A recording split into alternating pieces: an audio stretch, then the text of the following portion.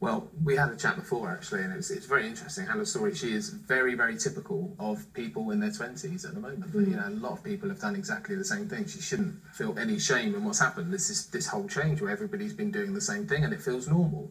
But her position is actually fairly strong, even though she has a very large amount of debt and not really a decent enough income to be able to pay that down quickly. Just checking you are working. Yes. What do you do? I'm a HR administrator. Right, so you've got a decent regular salary, but just not enough to pay off 20 grand of debt. Right. Hardly surprising. Absolutely. Yeah. But I mean, what she needs to focus on is pulling in her budget and working out why she's spending more than than is coming in.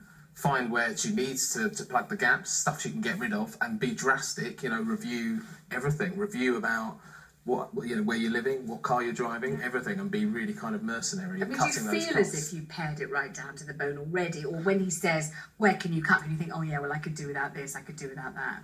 There's obviously things that I can still, cut out, but I have gone through stuff and stopped buying magazines and things like that, but obviously there is more that I could do, really. And but then also, where do you start, where do you draw the line between living and just, existing? Exactly, that's it. It's just like, you can't, it seems, I feel so sorry for a lot of people now, because it's so unfair. I mean, all of us feel this in different ways, and it feels like every student, to be very honest, if you come out with a degree and come out with the most fantastic, you come out with the first, but you're still about 15 to 20 grand in debt, as are most of my friends, and it's, it's so unfair. I really find that. Oprah Winfrey said to the Duchess of York, who was moaning because she was in financial trouble, and said, "Oh, I always go to Spain at Christmas," and Oprah Winfrey said, "If you've got no money, you can't go to Spain." I suppose she'd be your best friend, Oprah, if you could sit down with her, wouldn't she, really? Yeah, she's right up my street. Yeah. I mean, the point Liz makes is an interesting one, you see, because